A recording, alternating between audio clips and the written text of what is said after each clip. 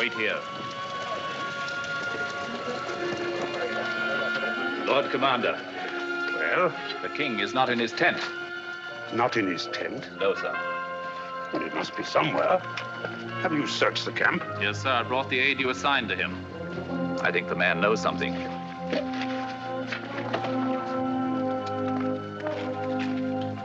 That is the man, sir. You were assigned to attend the king? Yes, sir. Where did he go? Sir, I cannot tell you. As your commander, I order you to tell me. The king pledged me to silence. Where is he? He went with a scouting party. Scouting party? What scouting party? Every night, so we send out small patrols to test the walls of the city. And tonight? Tonight, the waterway under the north wall. A patrol of 20 men under Captain Uriah. You let him go? I could not stop him, sir. We had finished the dispatches. The king stood in the mouth of the tent as the patrol went by. He looked after them, and suddenly he took up a sword and followed them. Take 100 of your best men and go after them. Sir. To arms, men! King. Iris 100! To arms! King of all Israel, out there in the darkness exposing himself to the enemy. Crawling on his belly like a common soldier.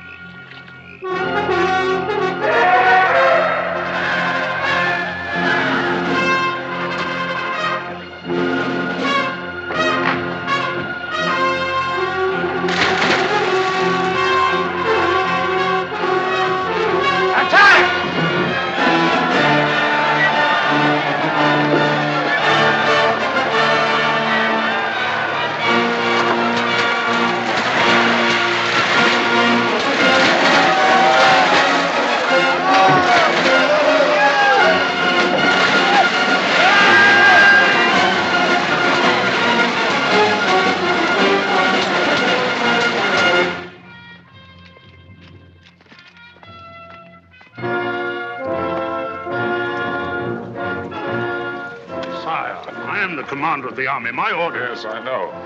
We'll speak of it later. Come in, Your Honor.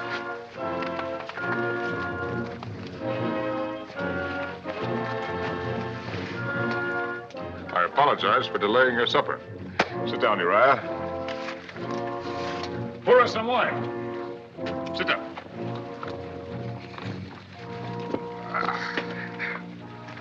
Sire. You're wounded. Let me call the physician. No, let it alone.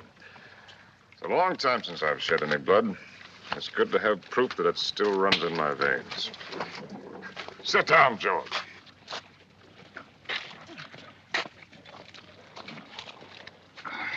We must decide on our strategy, for Rabbah is well defended. Unfortunately, there are no Joshuas among us to command the walls to fall down. What would you do, Uriah? I can speak for the men, sir. Every man in the army would be glad to die for David. 1,000 dead, perhaps 2. 1,000 vineyards and flocks left untended. 1,000 women wailing on my doorstep. You have a wife, Uriah? Yes, sir. She will come to my door in tears. If I am unlucky. No, it is a certainty. In wartime, the best are always the first to die. Then her tears will be tears of pride. You are too young to know much of women and too brave, whereas I am a coward. A coward, sir. My men go into battle singing an old song. Saul has slain his thousands, and David his 10,000s. That was years ago, when I was captain of 100 like yourself. I was not the king. You will serve me better if you live, Uriah. Come, George. Remain seated. Continue with your meal.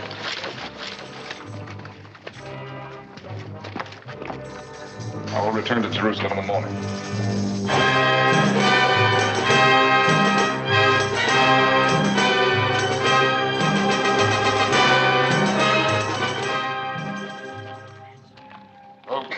Judah and Israel live forever. The Pharaoh of Egypt sends greetings to his beloved cousin. The Pharaoh bids me prostrate myself before the great king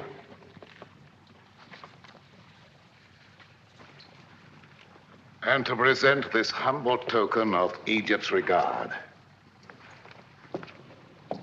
The king of Israel warms himself in the sun of the Pharaoh's regard.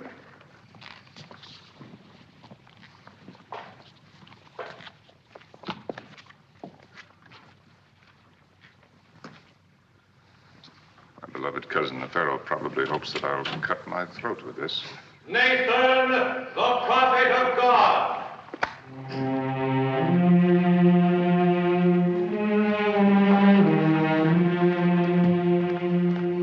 May God walk with David. It is his custom to walk with Nathan. God looks with favor on your plan to bring the Ark of the Covenant into Jerusalem. Excellent. But as to your intention of building a temple to receive the Ark, he has commanded me to say this to you. Thus speaks the Lord. Should my servant David build me a house to dwell in?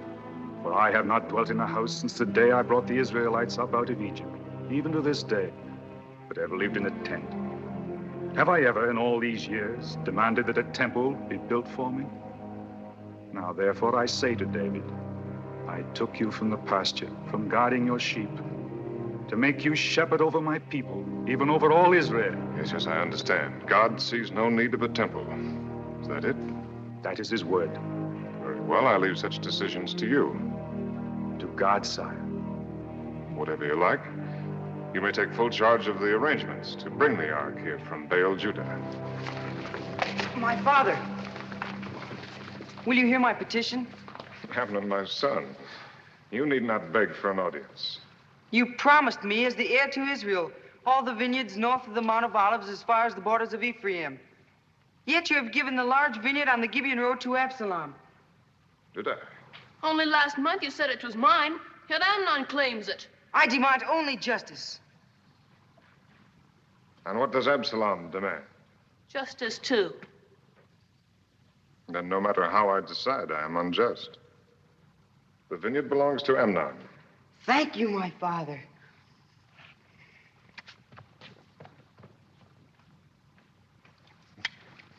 Come with me.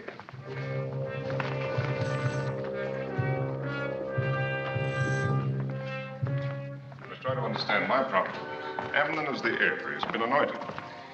If it became known that I favored you, it would weaken him in the eyes of the people.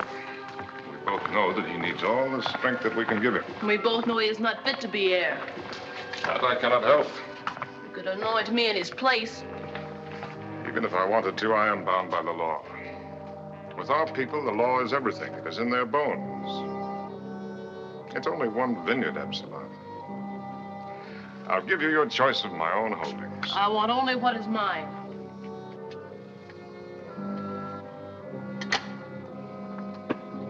Here, take this. It was worth 20 vineyards.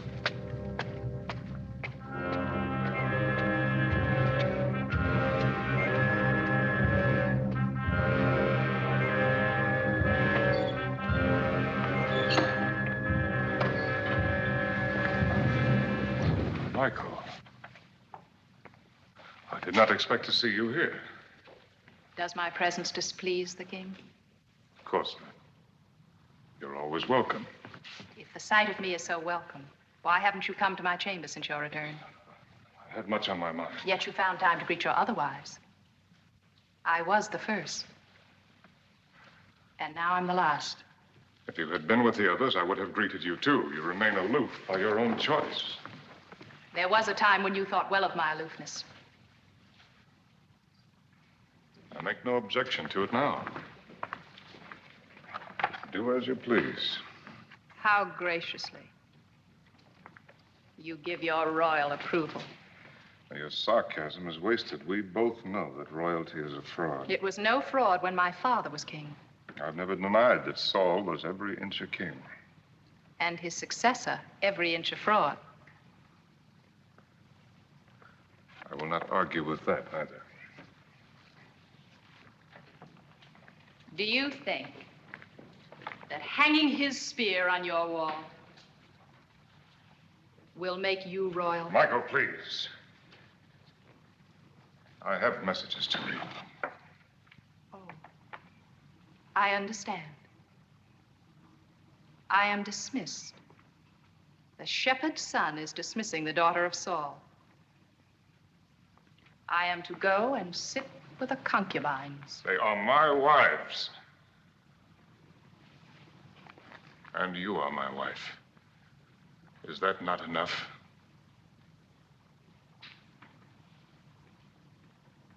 Why did you marry me, David? Why? Because I loved you. You lie. You have never loved anyone but yourself. David, meaning beloved. David, the beloved of David. Whatever you say. My love was wasted. You had no need of it. Is your memory so short? I had great need of it once. I begged you on my knees, but you deserted me. You refused to follow me into exile. You even dishonored your vows and let your father marry you to another. Against my will. You can say so. I cannot help thinking that real love would have fathered a stronger will. Then why did you take me back? You might have guessed.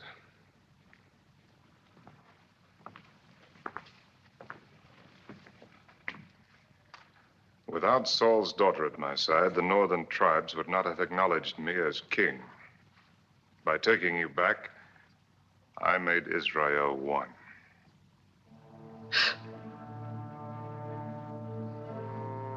Michael, we're past the days of our passion. Love or hatred or anguish, even cruelty. Why should we torture ourselves? We have to go on living, Michael.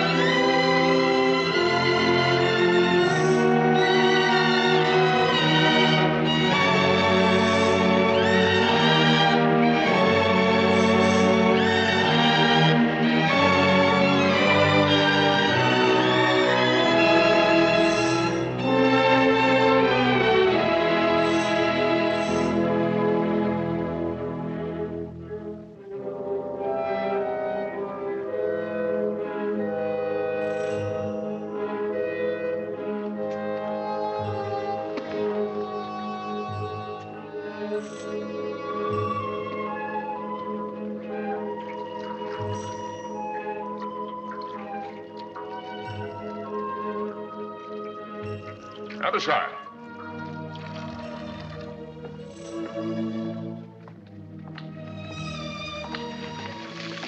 There's a house. Over there. Under that big terebinth tree. You know it?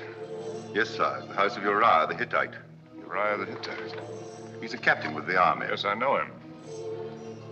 Does he by any chance have a sister? No, sir.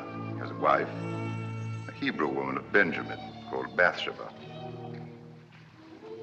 Bathsheba. During my visit to the army, this Uriah's gallantry was called to my attention. It's been in my mind to reward him. Perhaps in his absence, his wife could accept the reward. I'll send for the woman in the morning, sir. No, send for her now. She shall dine with me tonight. Yes, sir. You're not eating. I dined earlier, sire. It is my custom when I am alone. As a soldier's wife, you have good reason to hate the king who keeps your husband from your side. The king does what he must. His needs are the kingdom's. Not all of them.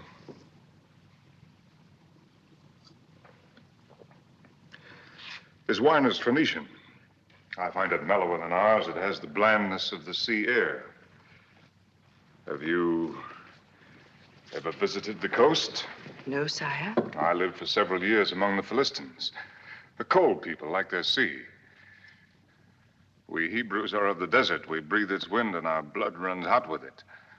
Our emotions are fierce like the desert wind. We worship our God fiercely. We love fiercely. We feel sorrow fiercely.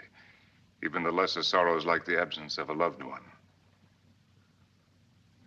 Has Uriah been away for long? We have been married 7 months. Of this time, we've been together 6 days. A poor return on the hopes of your betrothal. You are generous indeed not to hate me. I had no hopes, sire. I first saw Uriah on our wedding day when my father brought me to his house. Then 6 days is the sum total of your love. Of our marriage. Yes, sire.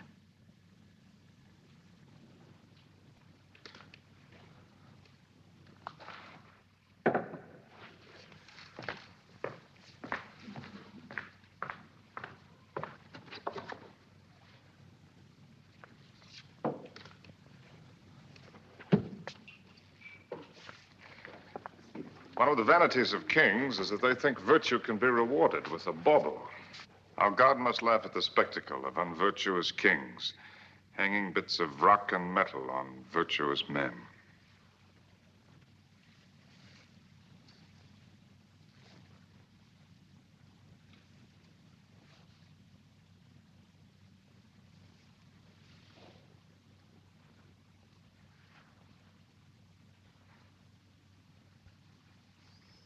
That is for virtue.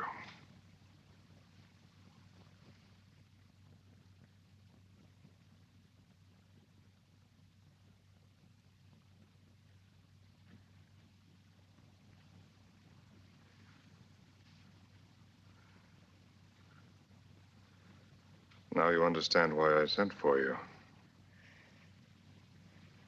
My understanding is not necessary, sire. Why not? You are the king. Is that all?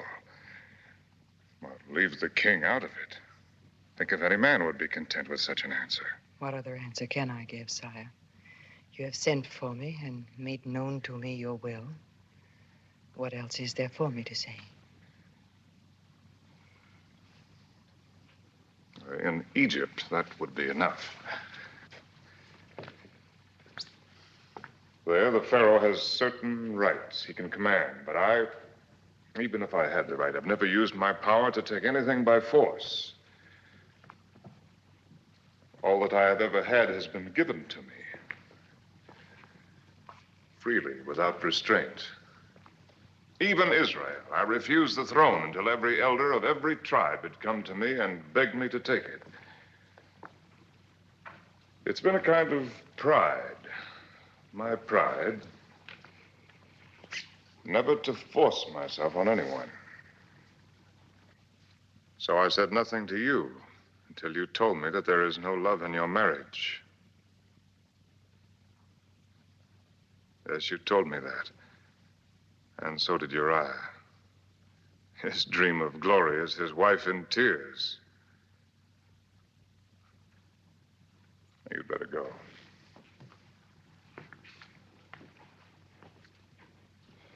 Oh, no, keep that.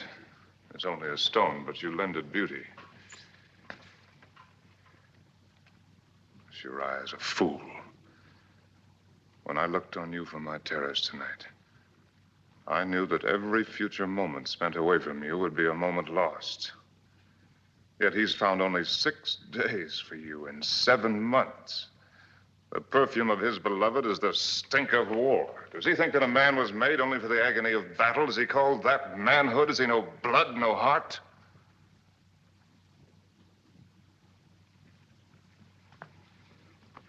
Now go. Be thankful that I am not Pharaoh. At least I can console myself with the thought that your modesty matches your beauty. Perhaps you would prefer truth to modesty, sire. Before you went away, I used to watch you every evening as you walked on your terrace. Always at the same hour. Always alone. Today I heard you had returned. Then you knew that That you would be on your terrace tonight. Yes.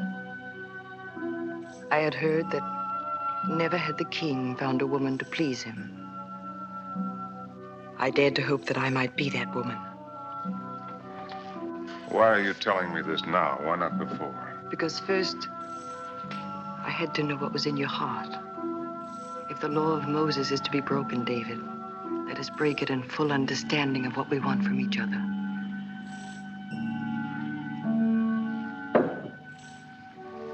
No, please. I'm not finished. There are women you could send for and send away again. I am not one of them. What do you want? To please you. Have I not made it plain enough that you please me? I'll never send you away. If that is what you want, never as long as I live. No, David, that is not all I want. Think not of this one night, but of all the days and all the nights to come. Think if I can give you what you need for as long as you live. As your wife. But you're not free.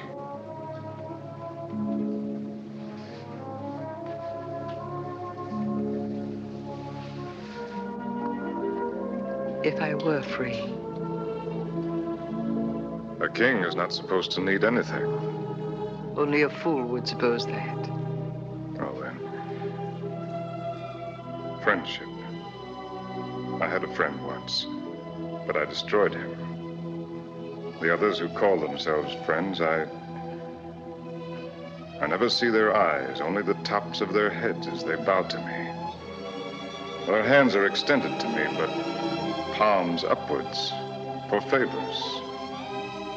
Even my own sons. Will I see your eyes, Bathsheba? You will see them. And my hand will be in yours. That much is easy, David. I'm only a man, Bathsheba. I need someone to understand that. I need the kind of understanding that only one human being can give to another. I need someone to share my heart. The man I watched from my window was not the king, but a man whose heart is well worth the sharing.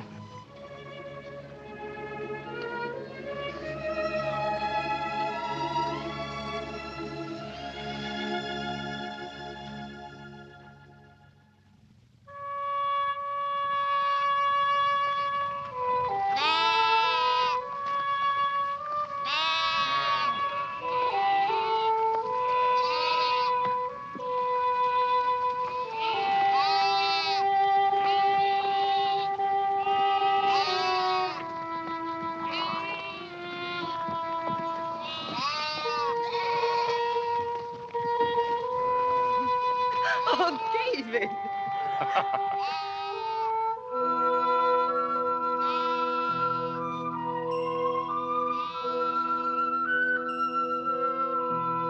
No, David. The boy, he'll see us. No matter. Shepherd boys learn early about life.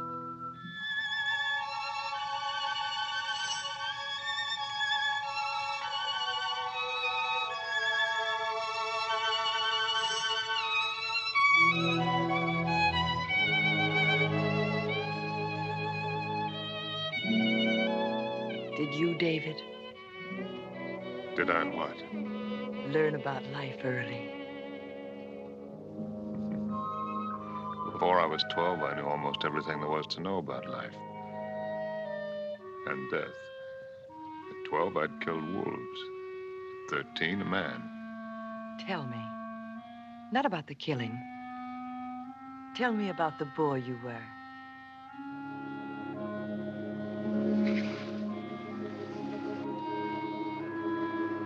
Couldn't be of any interest to you. A woman is interested in everything about her man.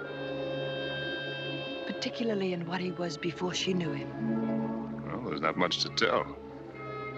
I was a shepherd like thousands of others in Judah.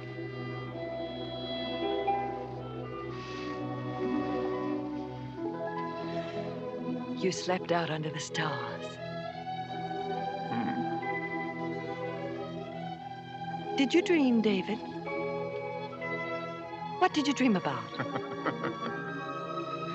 Surely a man is entitled to the privacy of his dreams. Then they were of women. Naturally. A whole procession of them. And every one of them ravishingly beautiful. I'm jealous of every one of them.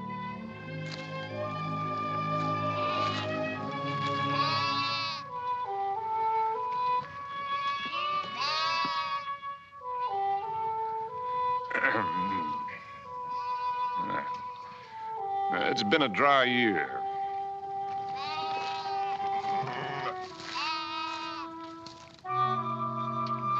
The shepherds had driven early to the wells. Once when I was a boy, we had a year when even the wells went dry. By midsummer, we were slaughtering sheep, saving only the ewe lambs. That was the year that I fought the wolves. Tell me. Well, they'd been made desperate by hunger. I fought them for 8 hours with my slingshot. In the morning, 6 of them lay dead. And you were only a boy. Oh, I was quite a hand with a sling. Here, I'll show you. May I try your sling?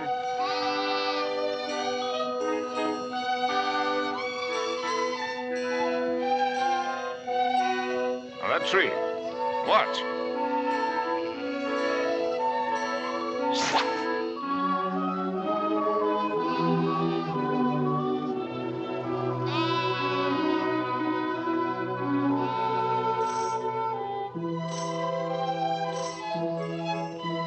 Very well, if you think that you can do better.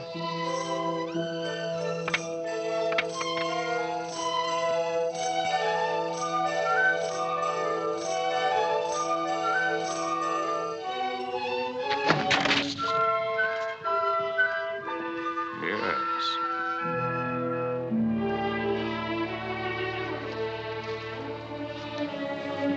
Well, I lack practice.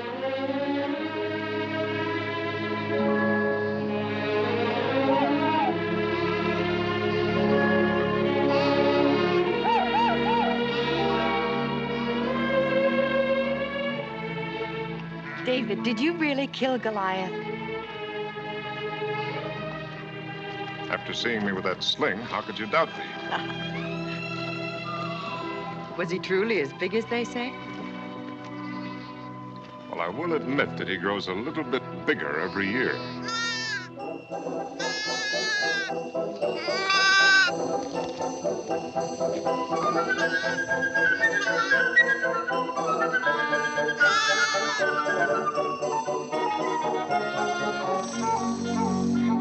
A new life.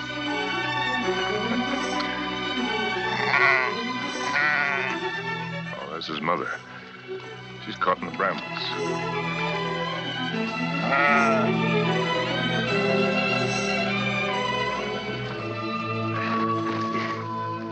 I'll give you some help. Thank you. Now let's clear those hind feet. No, use both hands. Oh.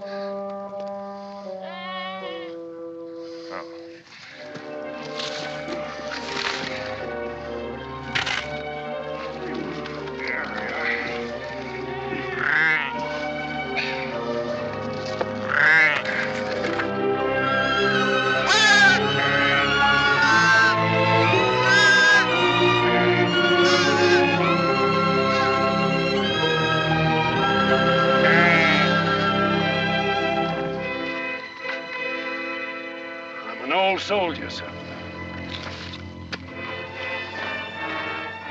fought for the king.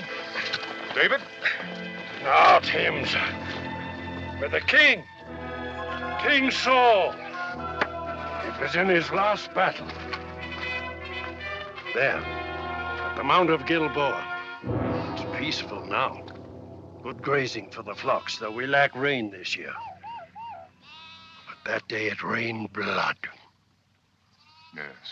I saw the king die. Saw him fall on his sword when he knew the battle was lost. Tell me, did you also see the king's son die? Jonathan. Yes, sir, I did. You see that rock that juts out from the face of the mountain? The big one, with a sun on it. Prince Jonathan stood there with a loyal friend on each side of him. He fought there the livelong day. His friends went down, but still he fought against tens, then against hundreds. They overwhelmed him. Those Philistines and their brass and heathenish helmets. It was a black day for Israel. The king gone, Jonathan gone.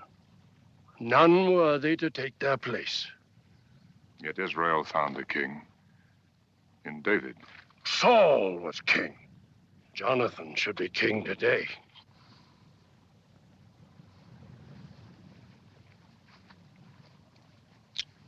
Here.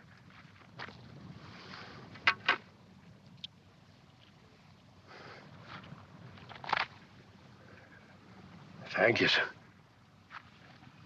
Thank you kindly.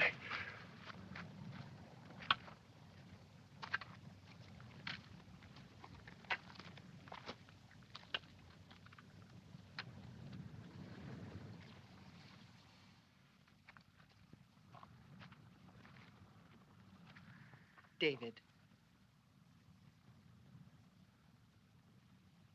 Come.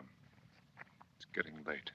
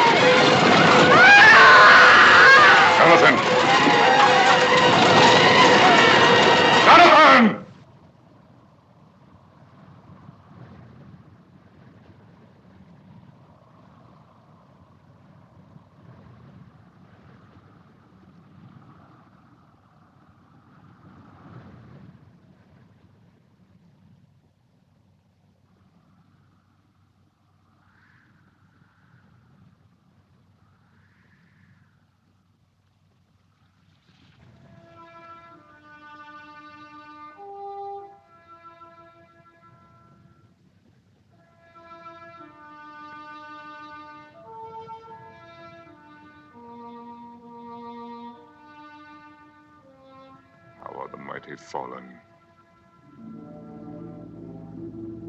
In the midst of the battle.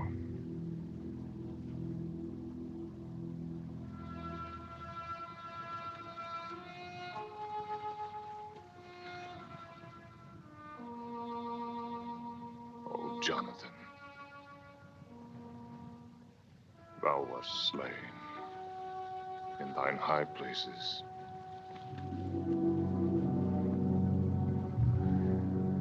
I am distressed for thee, my brother, Jonathan.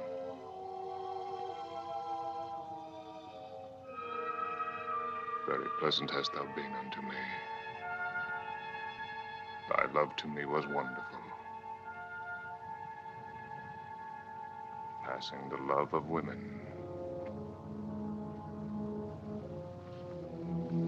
How are the mighty fallen, and the weapons of war perished.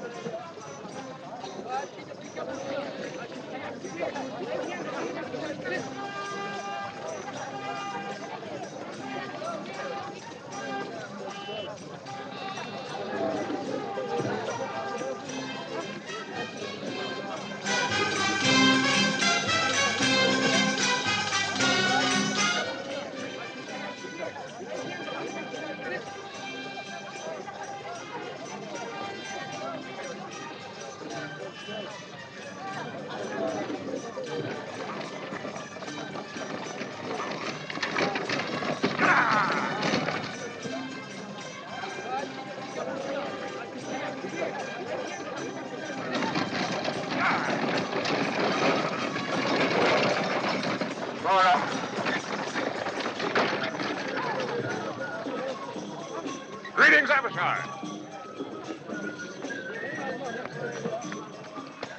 I received your message. Am I in time? Yes, sir.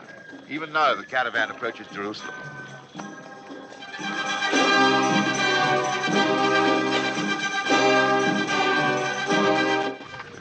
Look, Bathsheba. The Ark of the Covenant. The shrine that has traveled with our people through all their wanderings. I'm bringing it here to its proper home. Get in, Abishai. I'll go down to meet Nathan. You'll take Bathsheba to her house. I beg you!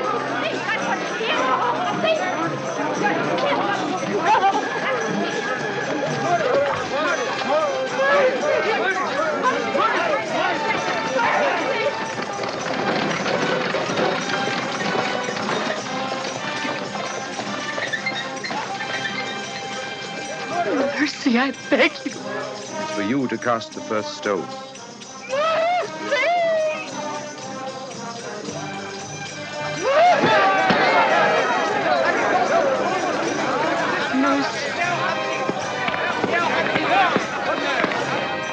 Adulteress, sire. She betrayed her husband in the arms of another. She was judged and condemned under the law. Go. Take her home. Up!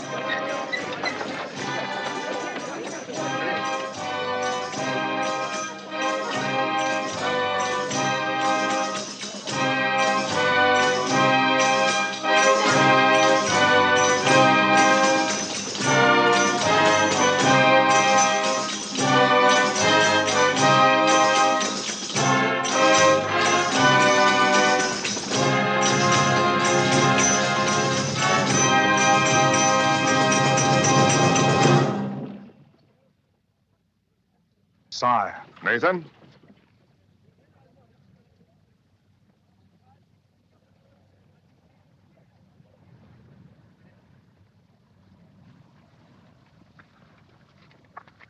God's design is a strange one, Nathan.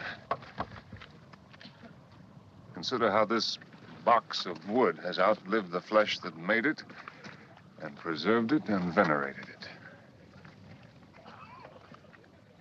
A pity that it is mute and blind and cannot tell us of our ancient dead. Of Moses on the mountaintop, of Miriam and Aaron, of Joshua at the walls of Jericho. No, sir! Do not tempt the thunderbolts of the Lord. His dwelling is not to be profaned by unconsecrated hands. To touch it is to die.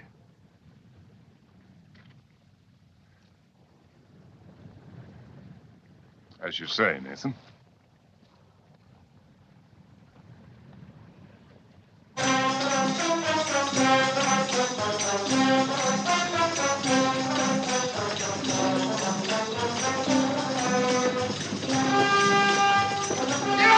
The Ark of the Covenant is fallen!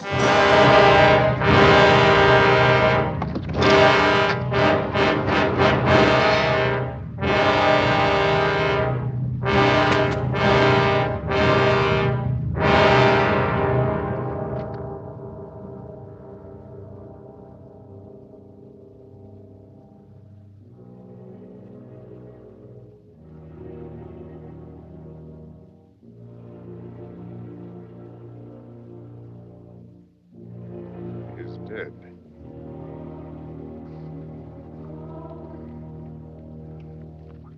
Let all take heed and bear witness to what they have seen, that the people may know the will of God. Time is not right for the entrance into the city. Unhitch the oxen. Let a tabernacle be erected on this spot. Let the ark remain here outside the walls until God has signified the appeasement of his wrath.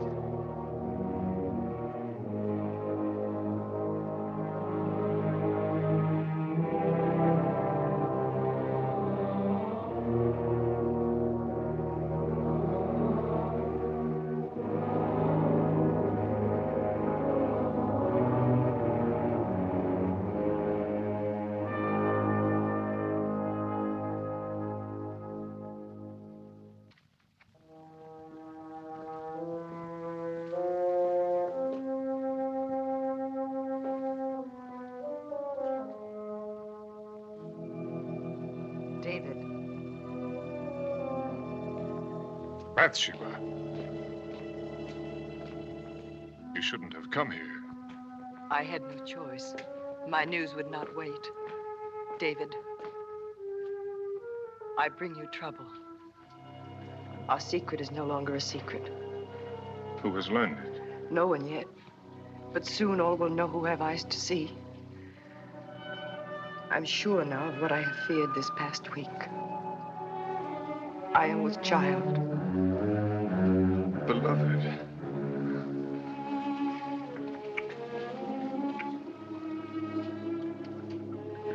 No need for tears. You bring me only joy. What man would not be happy to learn that his wife will give him a child? I am not your wife. You are my only wife. Please, beloved, do not be afraid. I am not afraid. Soon enough, we must all go down to Sheol. My tears are for our child who will never see the light. Bathsheba, listen to me. You will not die. The law says that I must. They would not dare. I am the king. The Israelites have had kings for less than 50 years. They've had the law of Moses for hundreds. Then I will give them their kingdom. You and I will flee into Egypt. No, David. Your life is marked out on a certain course. Even you cannot change it. It is God's design.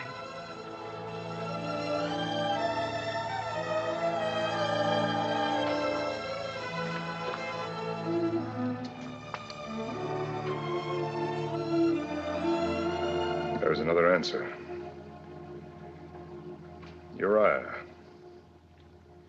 Uriah is a soldier.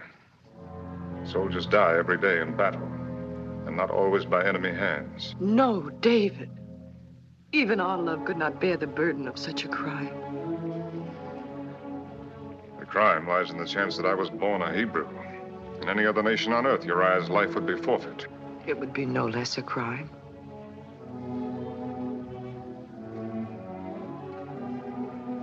If I sent for him, told him everything. We both know what he would say. Yes, honor is everything, charity nothing. For the sake of honor, blood must flow, lives must be ruined, humanity denied. I can see Uriah now, hurrying to the gate, eager to be the first to cast a stone. Sire, What is it, Abishai? the orders for Joab, sire.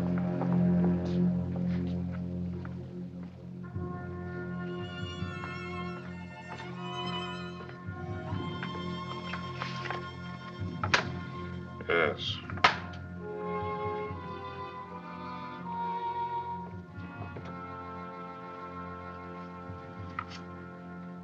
Do not send it now. I may want to add to the message. Yes, sir.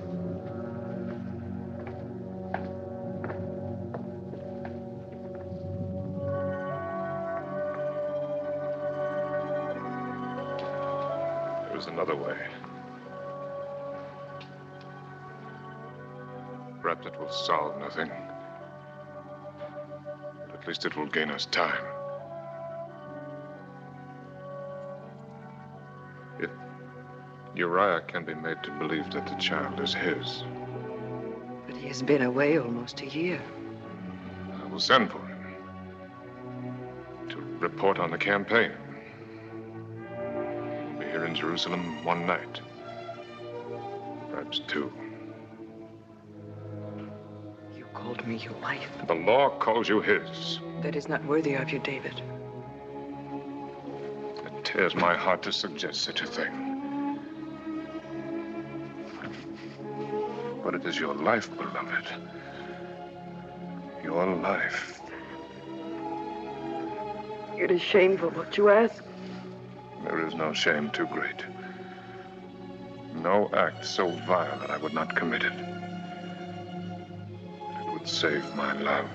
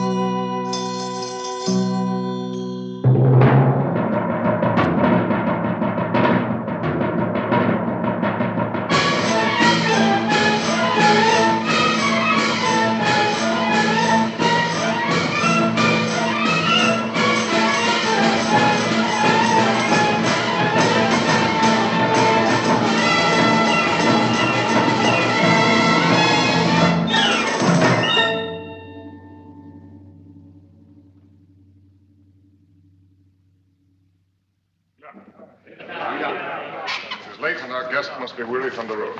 Come here. Absalom, my son, it is many days since we've seen you at the palace. I've been in Judah, sire, tending to my vines. And do you expect a good yield from your vines? I have no reason to be dissatisfied, sire. In such a bad year. You're to be congratulated. I should like a word with you in private, Uriah. I'm at my king's service. will not keep you long. You must be eager to go home. To your wife. You say the attack is planned for the day after tomorrow. Yes, sir. Job is confident that it will meet with success. He promises you rubber within a week, sir. With your permission, sir, I plan to return to camp early tomorrow so that I may lead my 100 into the battle. As you wish. Abishai will have dispatches for you to carry. But if you desire to remain in Jerusalem longer... My only desire is to serve my king. I might believe that. But you have a wife. My wife is nothing, sir, beside my duty.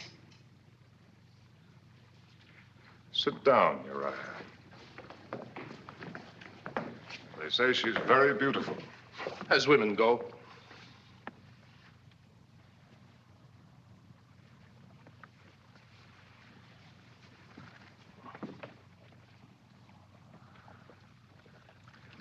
A woman does not always share her husband's devotion to duty. Have you ever tried to think of things from her point of view? No, sir. But supposing her wishes and yours come into conflict? A woman's wishes cannot conflict with her husband, sir. That is the law. The law? The law can only control what we do, not what we think. What does your wife think, Uriah? I do not know, sir. Is it possible that you believe that she does not think or feel? A woman is flesh and blood, Uriah, like us. Perhaps even more so, because we give her so little to think of but matters of the flesh. In all our history, only a handful of women have been permitted to write their names beside the men. Miriam, Deborah, Jael, perhaps one or two more. A woman's occupation is her husband. And her life is her love. But if her husband rejects her love, if he puts another love before it, if he denies her the only meaning that her life can have, is it not understandable if she seeks a meaning for it elsewhere? With another man? Yes. If she does, she breaks the law. But if her husband feels pity for her, under the law, he is the one who must condemn her. Then it is doubly his duty to be sure that the law is obeyed.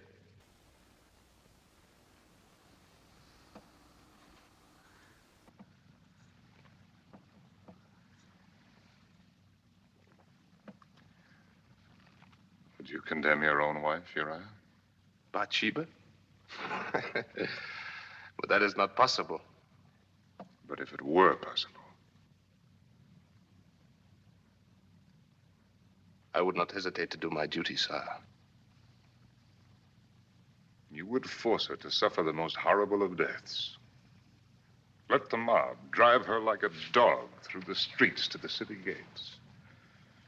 Watch the cruel stones strike her flesh. Yes, sir. If she had broken the law.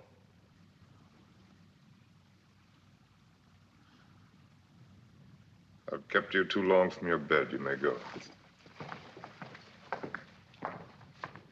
Sire, will you grant me a boon? What is your wish?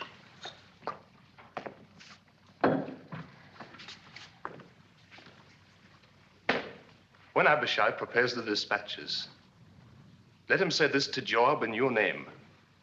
Set Uriah in the forefront of the hottest battle, that he may serve as king to the utmost of his ability. I will consider it, Uriah. My thanks, sir.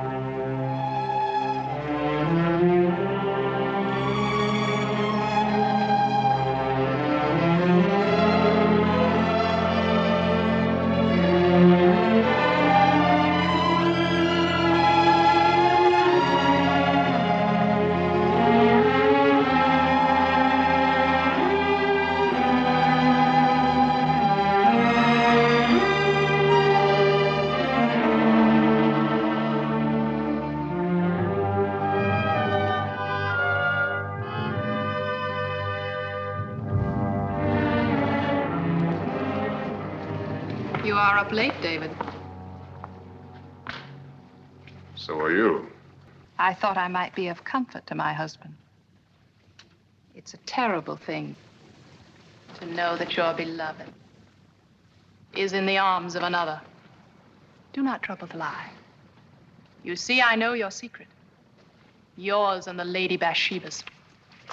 You know nothing. The lady has servants. Servants tell things to other servants, and they in turn tell them to their mistresses. So the daughter of Saul concocts a fantasy from servants' gossip. Bathsheba's condition is no fantasy.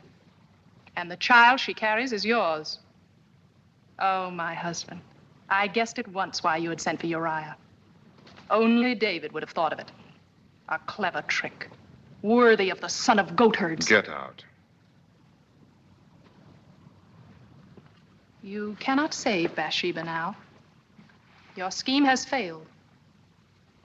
Uriah has not been to his house all night. Even now, he sleeps here in the palace with the officers of your God.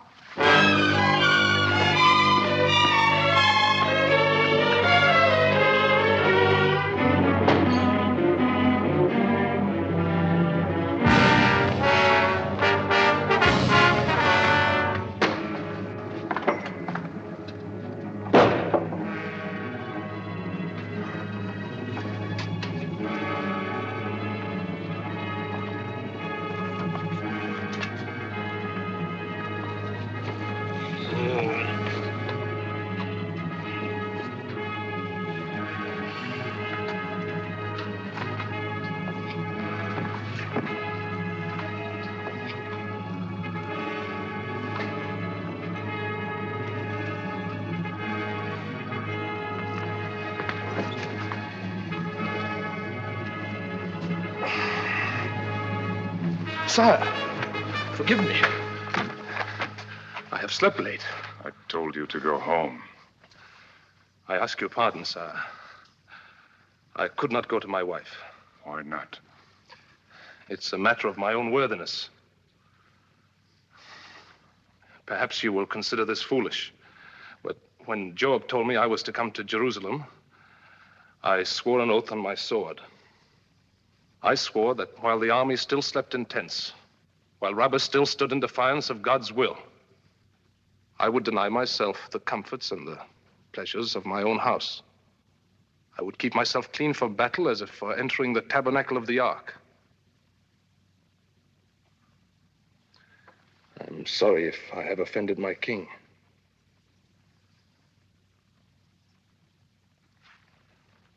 If the dispatches are ready, I will go. You fool. You stupid lion.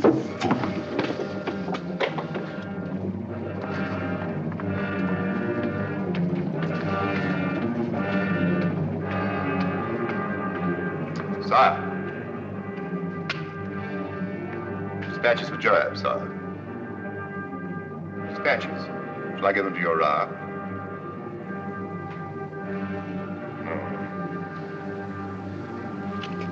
No.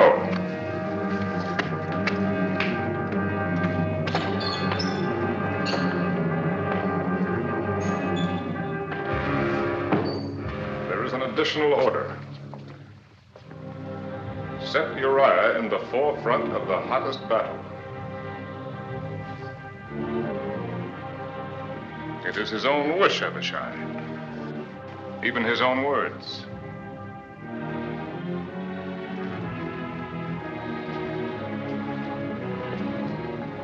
Is that all? No. I will not add hypocrisy to my other sins. Even if Joab should understand what I intend, I cannot ask him to share the burden of my guilt. Here is the order. Set Uriah in the forefront of the hottest battle and retire from him that he may be smitten and die. Yes. When it is finished, seal it and give it to Uriah. Yes, sir.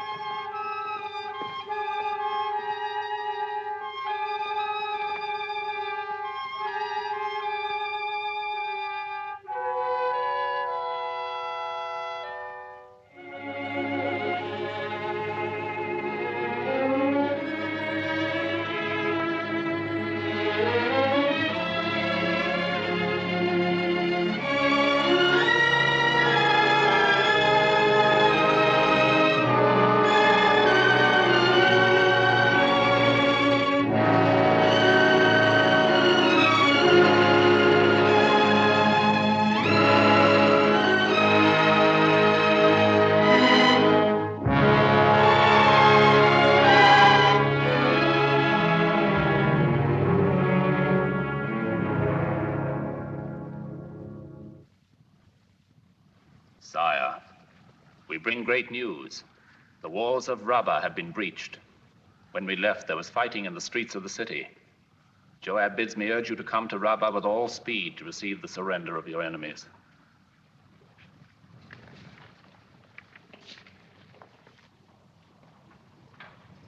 And our dead? Our losses have been heavy, sire. Of the captains of 1,000, Abimelech, the son of Jerubbaal, and Heled, the son of Ikesh. Of the captains of 100, Hezro the Carmelite, Egal, the son of Zelik, Ittai, the son of Ribai, Abiel, the Arbathite, Eliam, the son of Reuben, Shammah, the Haradite, Uriah, the Hittite, Bani, the Gadite, Asmaveth, the son of Eli, and many more are wounded. How did Uriah the Hittite die? There was a mistake in the order, sire. Uriah advanced too far into the breach and was cut off from his command. When you have eaten and rested, prepare to return to Rabbah. I will ride with you. Sire.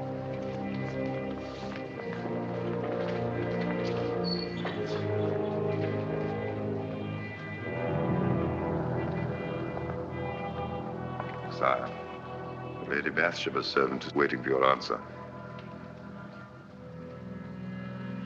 Go to Bathsheba. Tell her that Uriah is dead. Tell her to prepare for our marriage at the end of her month of mourning. Will you not go to her yourself? No.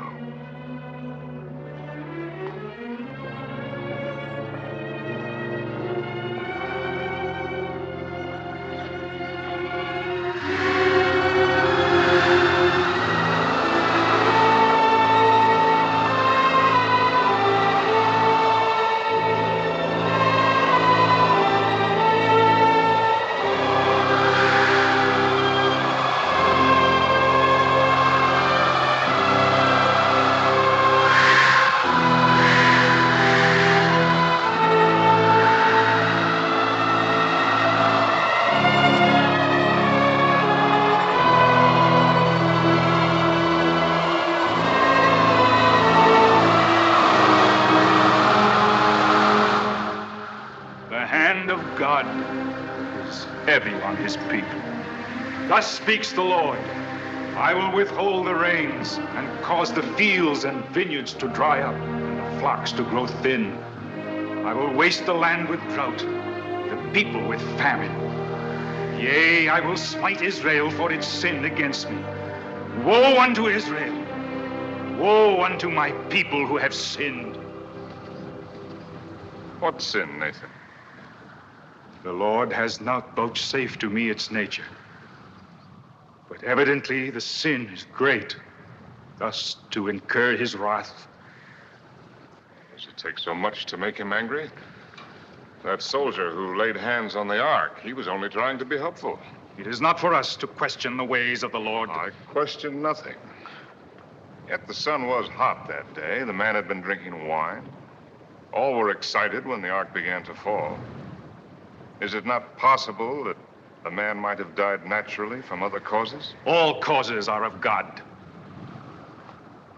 We've had droughts before, Nathan. I'm buying grain in Egypt and Philistia. There will be enough for everyone until the rains come if I have to empty my treasuries. Now, what more can I do? Is there anything else? Yes, sire. I have sat in the gate and listened to the people talk of the king. What do they say? They say that David is no longer David. They say that he neglects his duty, that he is often away from the city. When he is here, he has turned his face from his people. Petitioners are sent away from his door without a hearing. In hard times, it's natural that some will complain. Complain, yes, sire. But not talk openly of overthrowing the king. Explain yourself. The hearts of the Israelites are turning after your son. Well, it's difficult to imagine poor Amnon winning anyone's heart. Not Amnon, your second son, Absalom. The boy? Every day he is at the gate seeking those you have turned away. To these he says, "Oh, that I were made a judge in the land. that all may come to me and receive justice. Confine yourself to the affairs of God. Leave the affairs of the kingdom to me. Sire. Oh, Abishai, I have orders for Joab. The king forgets that he too is a servant of the Lord.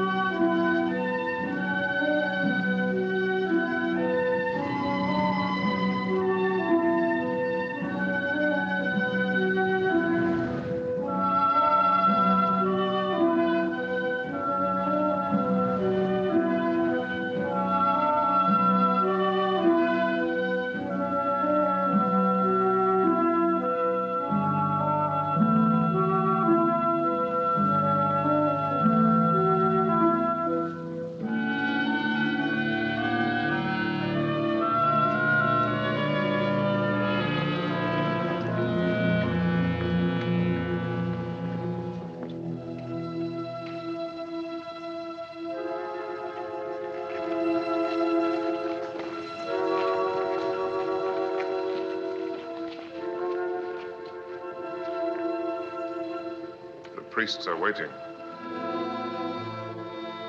I have been waiting these days and weeks, waiting for a word from the one who called himself my lover, for a sign that all of his promises were not lies. Beloved, Do not call me that. Even the word is a lie. If you still loved me, you would not have avoided me. You would not have left me in darkness, alone with my fears. You know that I was called to Reba. It is a week since your return. They are waiting. Let them wait. There will be no wedding. I will not try to justify my behavior. But even if I have earned your hatred, you know why the wedding must take place. I could more easily find courage to face the stones of the mob. If our marriage is no more than an act of charity on your part, then say so. If I have lost your love, tell me, and I will trouble you no longer. I am not a beggar, David. Beloved, it is I who am the beggar. I beg your patience. If you love me, say no more. Take my love on faith. It is yours, and will always be yours.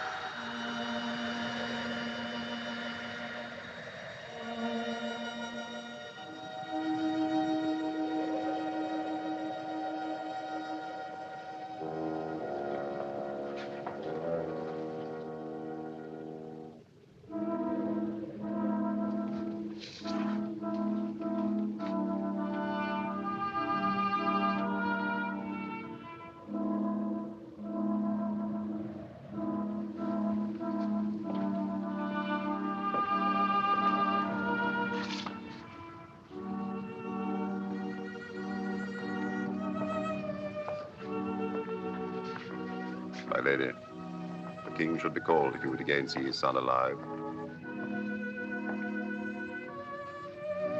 Call him.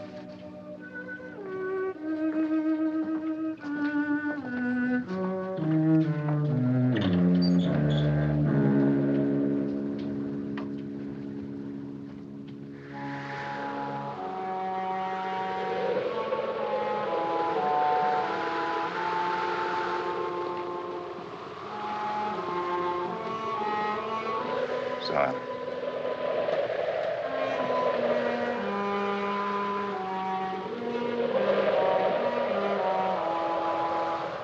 Lady Bathsheba asks your presence. The child is better. No, sire.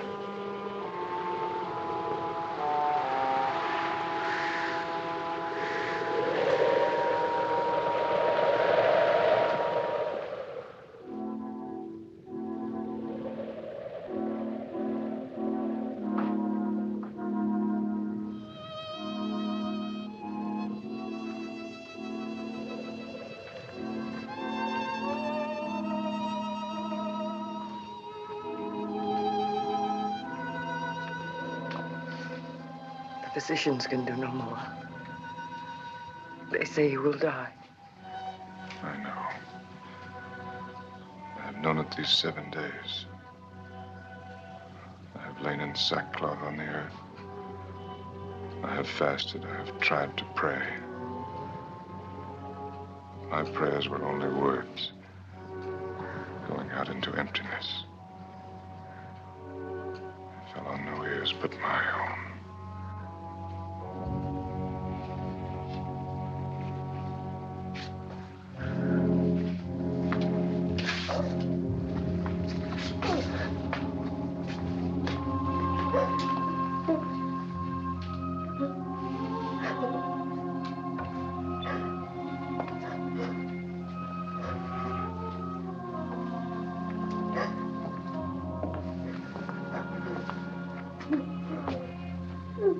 Sire, you told me to inform you. The ambassador from Egypt has arrived. Shall I send him away?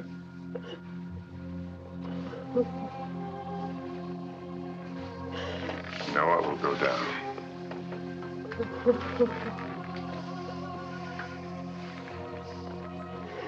The time for grieving is past. Will it bring my son back if I mourn for him? No, I shall go to him. But he will not return to me.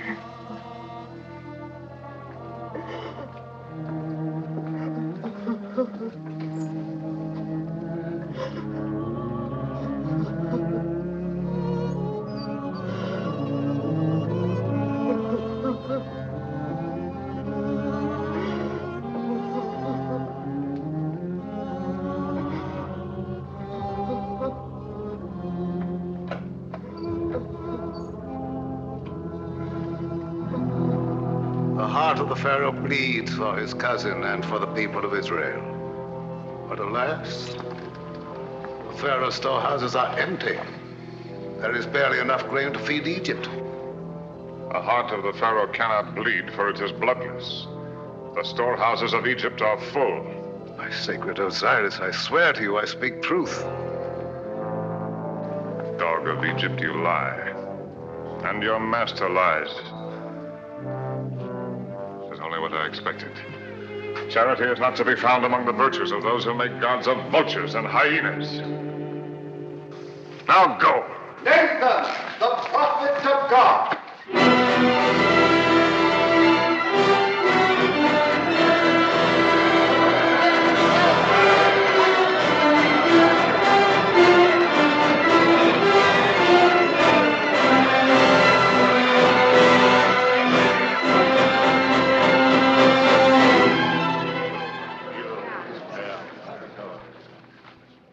I come on a matter of justice, sire.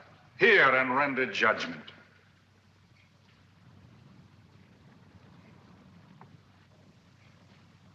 You may speak.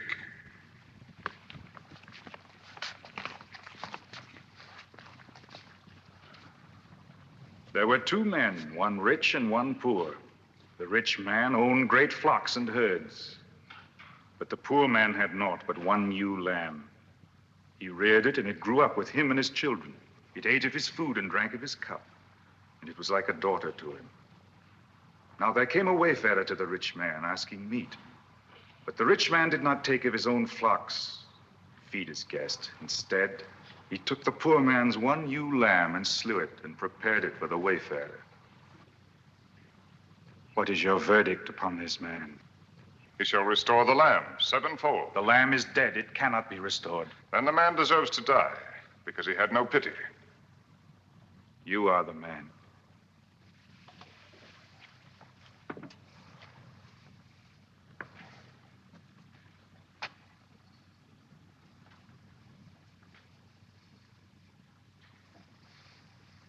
You have made me pronounce sentence upon myself.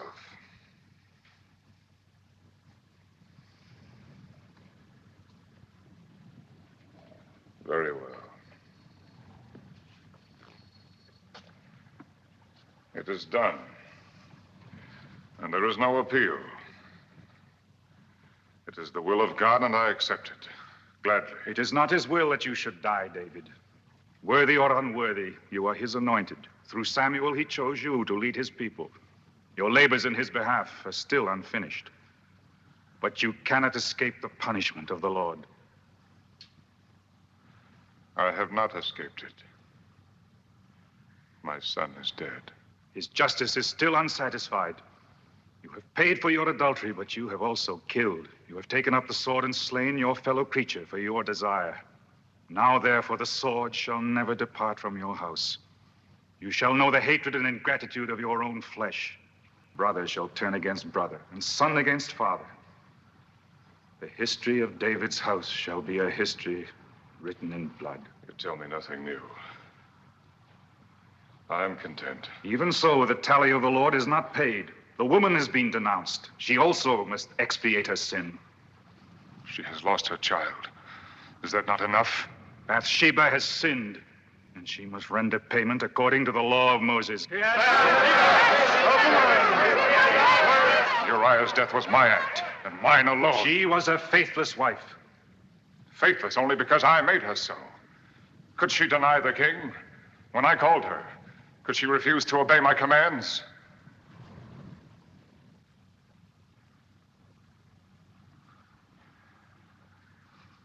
No, she would never lie for herself. And I will not lie for her. But even if she sinned, she has done no evil. She came to me with love and tenderness. She lifted up my heart. She has brought no evil with her. She has brought adultery and murder. She has brought the drought and the famine. She has brought the wrath of God upon Israel. They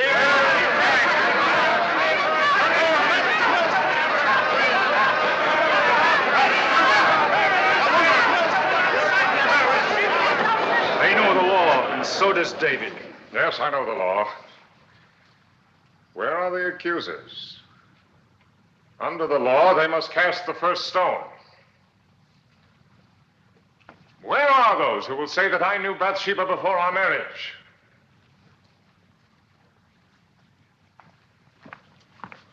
Who will dare to say it to my face?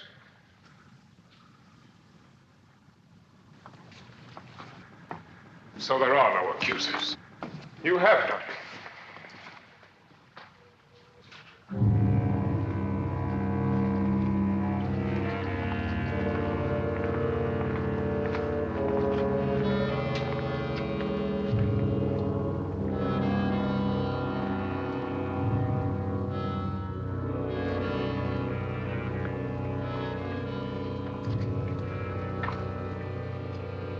Michael.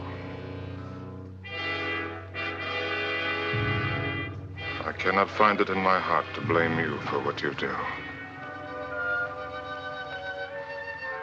But you, Absalom, my son, have I given you cause to hate me so? Go, David, and bring Bathsheba here to face her judges. You have made her a queen in Israel. It is not fitting that she should be dragged to judgment by the people.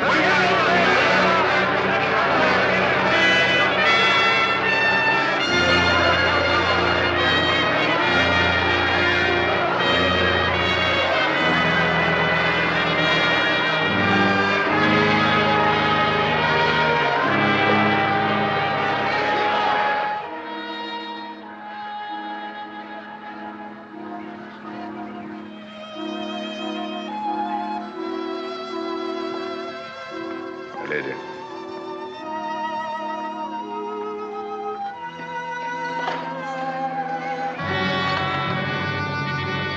Abishai, go to the stable and get horses. Bring them to the gate in the garden wall. Yes, sir. No, not that way. They'll be watching. Go by way of the terrace. Get me out of the city before they know that we've gone. Sire! The palace is surrounded.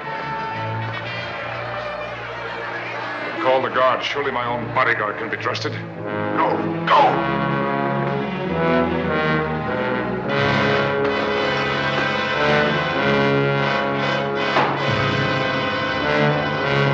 No, David. We cannot fight against the will of God. A God who punishes the guiltless. I am not without guilt, David.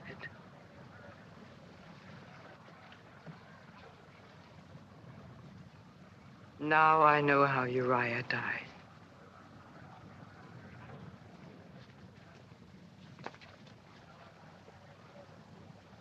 I think I really knew before our marriage. Knew and put it from my mind. I lacked the courage to face the truth. My guilt is as great as yours. Greater. Because I let you bear the burden of it alone. I killed him. I wished him dead. God sees into our hearts, David.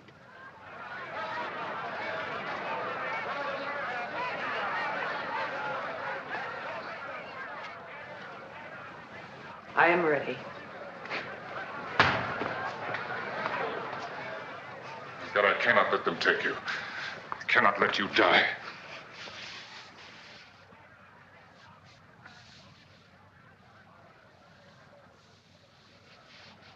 David? Yes, love.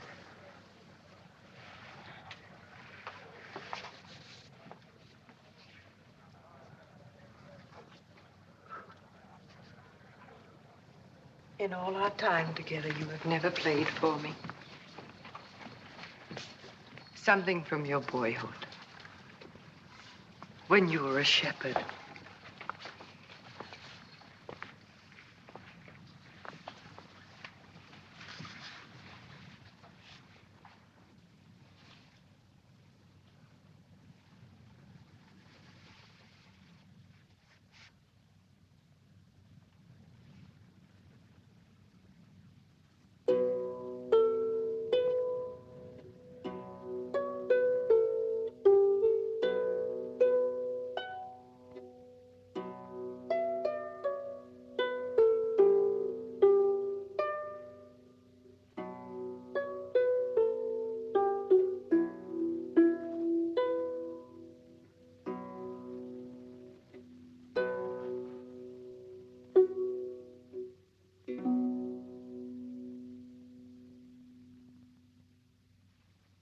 The Lord is my shepherd. I shall not want. He maketh me to lie down in green pastures. He leadeth me beside the still waters. He restoreth my soul. He leadeth me in the paths of righteousness for his name's sake. Yea, though I walk through the valley of the shadow of death, I will fear no evil, for thou art with me. Thy rod and thy staff, they comfort me.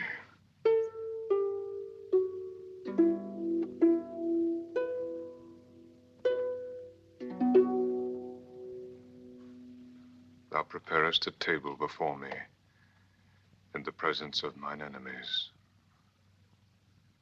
Thou anointest my head with oil. My cup runneth over.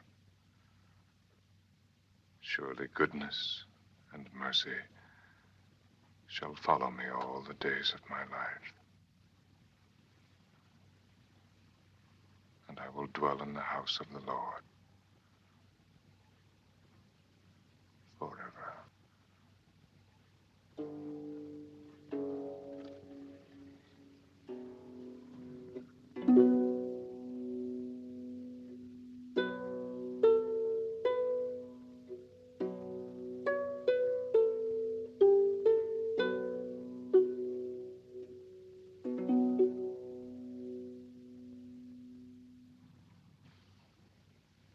Goodness and mercy. When I wrote those words, I believed in such a God. I was only an ignorant shepherd boy. There was no one to teach me about God. So I taught myself. I saw him in the hills, in the trees, in the miracle of the birth of lambs. I felt his mercy when the wolves had fled and my flock was safe. When spring broke the grip of snow and ice. When the cool wind blew after the heat of the day. I saw his splendor in the flowers blazing on the hillsides, the stars burning in the sky, and knew his hand in everything.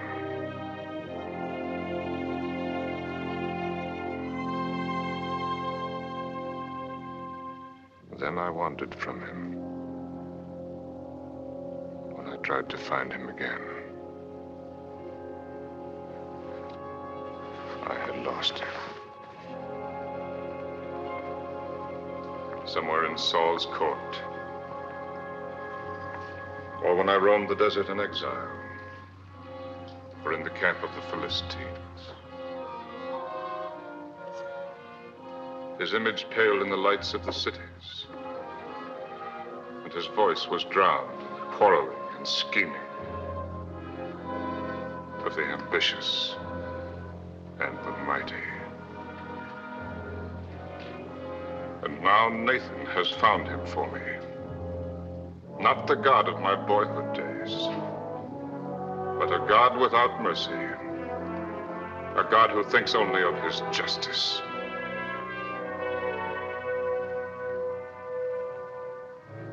So you must die, as the soldier died when he tried to save the ark from falling. He put his hands on the ark like this.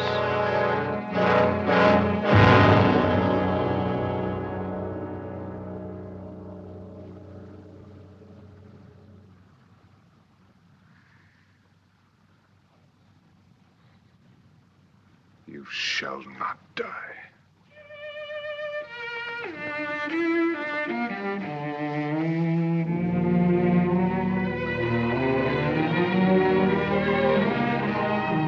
You shall not die.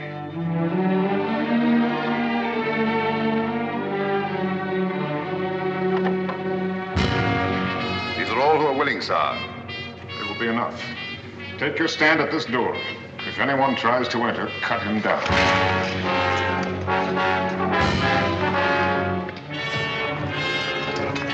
You two to the right of the door. You to the left.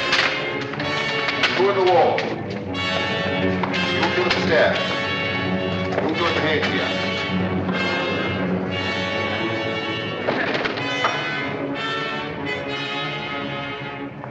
Where's the woman?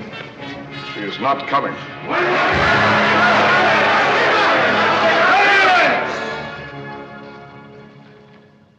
He is the king.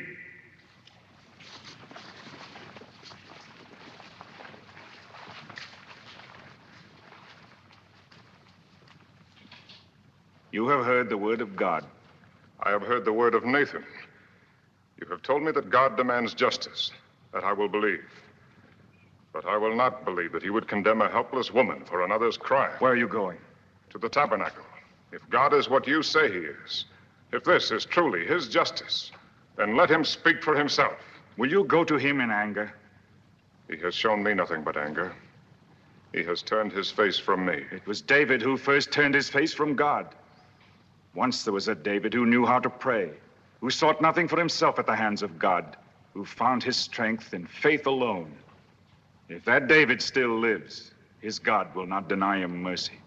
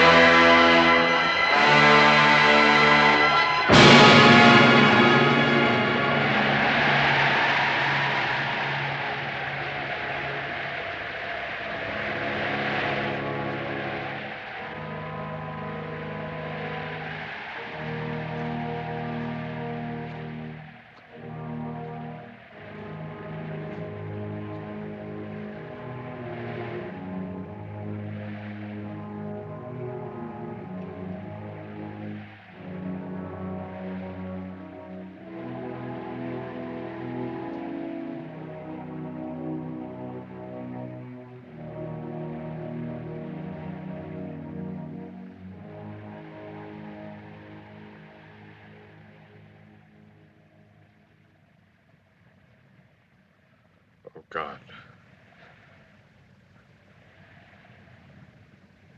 Thou God of my early youth, hear my prayer. Let thine eyes, which alone see clearly, fall upon thy worthless servant. In all things have I failed thee. My life is a waste. My crimes are many and terrible. To my sons I have bequeathed the evil that is in my blood. I have led my people into misery and want.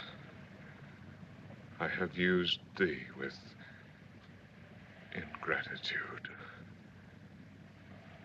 and betrayed thy trust.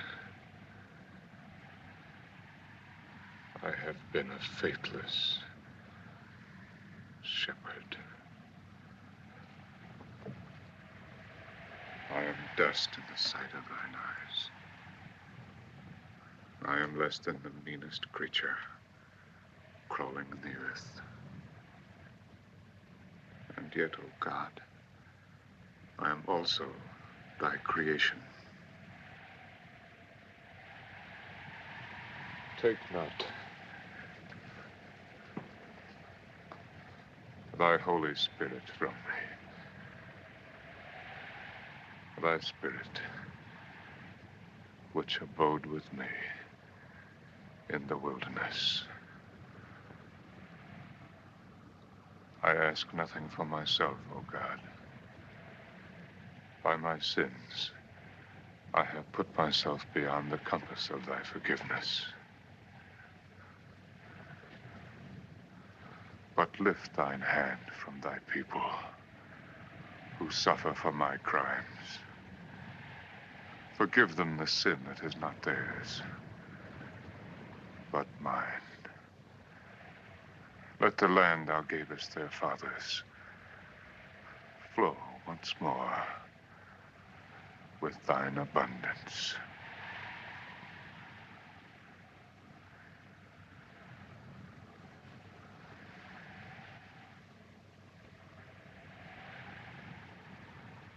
And let Bathsheba live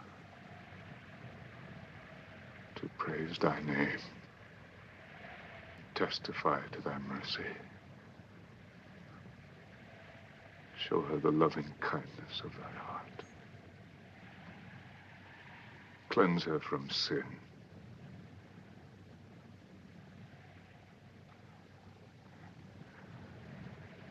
And let thy punishment fall on thy servant who has earned it. Look not on the sinner who comes before thee, but on the boy he was, who loved thee and who would have died for thee. Make my heart as his. Let the boy live again in his innocence. Grant him thy mercy, and take this David's life.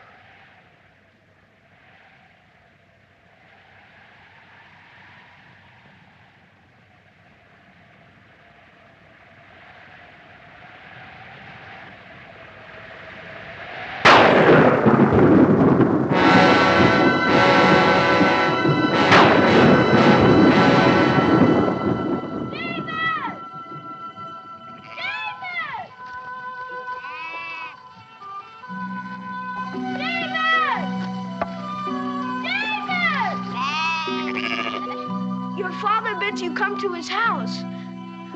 I am to stay with the sheep. The prophet is there, the prophet Samuel himself. It is said that he comes to choose a king over Israel.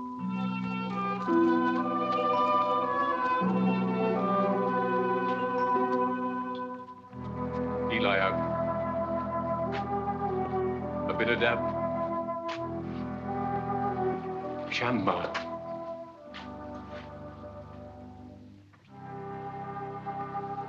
The Lord has not chosen one of these. Any father would be proud of such sons. You do well to feel pride, Jesse. But the Lord does not see as man sees. For man looks on the outward appearance, but the Lord looks on the heart. Who is this? My youngest son, David, who tends the sheep. But he's only a boy, a dreamer, a singer of songs. Come hither, David.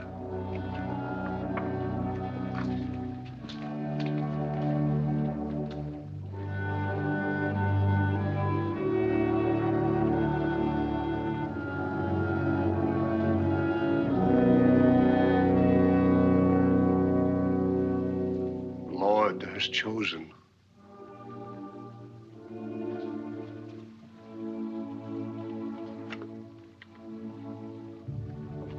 Honor him, David.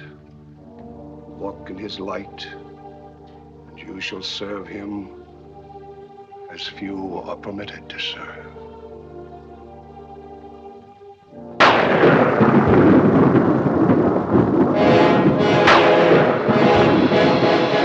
Hebrews, who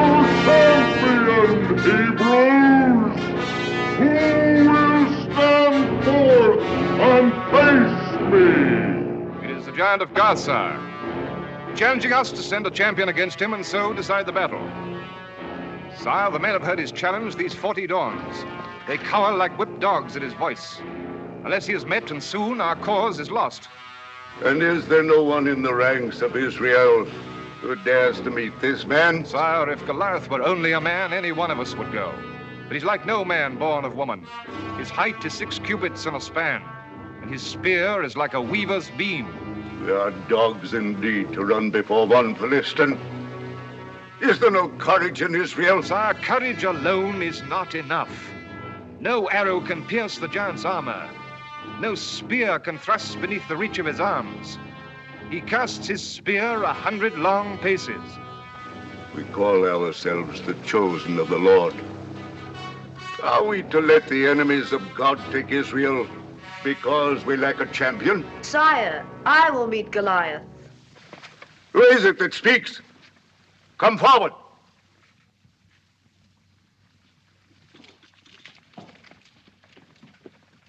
David, my armor bearer. I will meet him, sire. Sire, Samuel calls this boy the Lord's anointed.